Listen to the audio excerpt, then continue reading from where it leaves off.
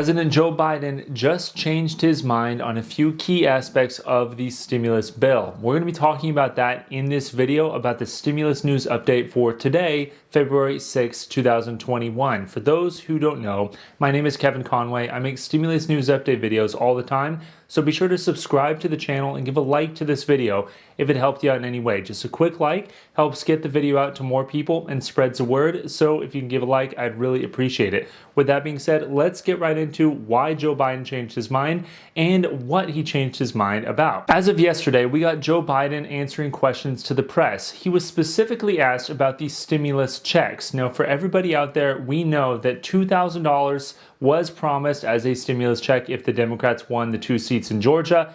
Joe Biden has said, well, we're going to get $2,000 by adding $1,400 to the check that was delivered in December. And that looks to still be the case, but not for everybody. Joe Biden said, quote, "We're going to keep the stimulus checks at $1,400. I'm not cutting the size of the checks, period." That is what he said about the $1,400 stimulus checks, which is good news. But the problem is the $1,400 checks are not going to go to everybody out there. They're going to be targeted to low and middle income Americans. Joe Biden went and said that he is willing to negotiate the size of the stimulus checks for certain people, but not the total size of eligibility if you fully qualify. Meaning, if you make below a certain amount of money, you're going to be getting the full $1,400 check, but not everybody under the last scenario will get the full $1,400 check. The new income cutoffs are rumored to be $50,000 for individuals and $100,000 for married couples filing jointly. Let me know what you guys think about that cutoff in the comments below. The size of the checks are going to be much bigger than any other check of stimulus that we've gotten before, but they're going to go only to those people who are making low and middle incomes according to the government. Let me know what you think about that solution, a bipartisan solution, if you will, because they're cutting the eligibility for high-income Americans and leaving it for the low and middle income Americans. But I'm sure some of you will probably be left out, especially those living in high-cost living areas. And while you may be earning a decent income, it is not enough to get by where you are, and you could really use that stimulus check. Let me know in the comments below.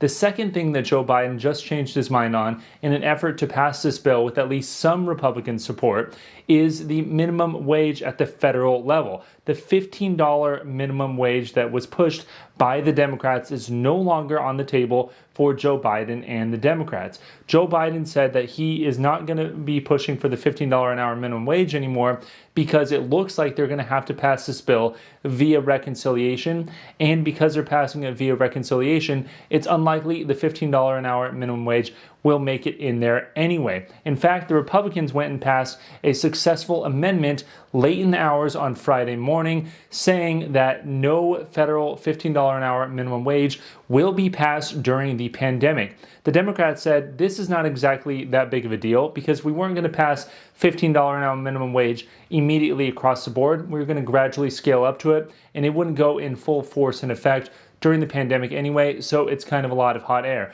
But that looks to be the case, that $15 an hour minimum wage is no longer on the table. Even though it was pushed by the Joe Biden administration earlier on, it is no longer on the table for this stimulus bill. So what is the support for the stimulus bill and when might it pass? Well, the support is going to be pretty much along party lines. At least that's how it looks right now. The Democrats are going to be forced to use a process known as budget reconciliation, which means that they only can pass bills that have provisions in there that are not merely incidental to the budget of the United States federal government. That means that there cannot be things like the $15 an hour minimum wage attached to that bill, because the $15 an hour minimum wage may affect tax collections in a positive or negative way, but that's incidental to the budget. It's not money being spent from the budget on a program and therefore cannot be passed via reconciliation. Reconciliation allows a simple majority to pass bills, meaning just more than 50 votes. So 50 votes plus a tiebreaker of Vice President Kamala Harris is all you need to pass a bill via reconciliation, versus the normal scenario where the House can pass things via a simple majority, but the Senate needed to pass things with 60 votes. Right now we have 50-50 split Democrat-Republican, so getting 60 votes would require 10 Republicans to join the Democrats, and that looks less and less likely to happen with each and every passing day. Now, for what it's worth, Bernie Sanders says he thinks that they can pass $15 an hour minimum wage via reconciliation because he thinks it would have a more than merely incidental impact to the budget. But Nancy Pelosi disagrees with him, and so do the vast majority of political pundits and economists out there. They think that it will not be included in this. I would not bank on that. That's what we've been saying for quite some time.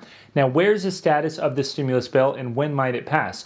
Well, Joe Biden said that I see enormous pain in this country right before the House of Representatives officially passed a version of a budget maneuver to allow the House to actually craft the bill for the stimulus. What does that mean? They're looking by the end of February for the House to pass the stimulus bill and then go to the Senate, where the Senate is also right now working on their own bill in order to reconcile the two and pass the package and send to Joe Biden for his signature by the beginning part of March. Why is that significant? Because the beginning part of March is when the unemployment benefits of $300 per week, that federal boost, are set to expire. That's why it is so important that the stimulus bill, which also includes unemployment insurance extension until September, more than likely, it passes in that time frame. So we know that the Senate approved the fast track measure for reconciliation late in the morning on Friday, which has set them up to be able to propose a bill and get it passed by March.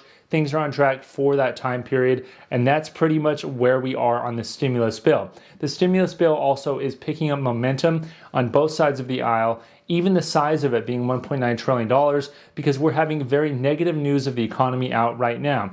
The Labor Department just announced that only 6,000 private sector jobs were created in January. 6,000 out of a country of 320 million people. We are still 10 million jobs below pre-pandemic levels, which means that there's still a huge amount of unemployed people out there and economic activity that is not going that otherwise would have been had we not had this pandemic, which means that a stimulus bill is going to have a lot of support on both sides of the aisle. Now, a quick political news update, a few things that I found very interesting while researching this video is that President Joe Biden is not going to be giving former President Trump any intelligence briefings while Joe Biden is president. Now, this departs from a long history of presidents giving former presidents intelligence briefings after the former president leaves office, but Joe Biden has said that he does not trust Trump's erratic behavior and he cannot be trusted with that sensitive information. I found that to be very interesting, and former President Trump's impeachment trial is set to begin this week. So we're going to see how all of that comes together when it comes to passing a stimulus bill or any other bill. It is a very partisan time out there right now. According to everybody, you can see that the Democrats and the Republicans have big issues with one another.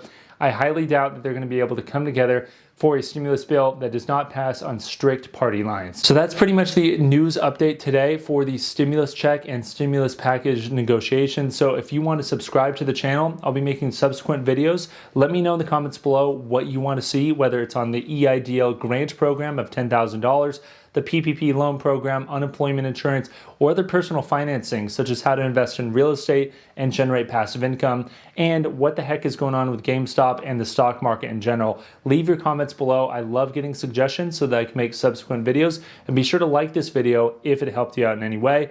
I'll see you next time. Thanks.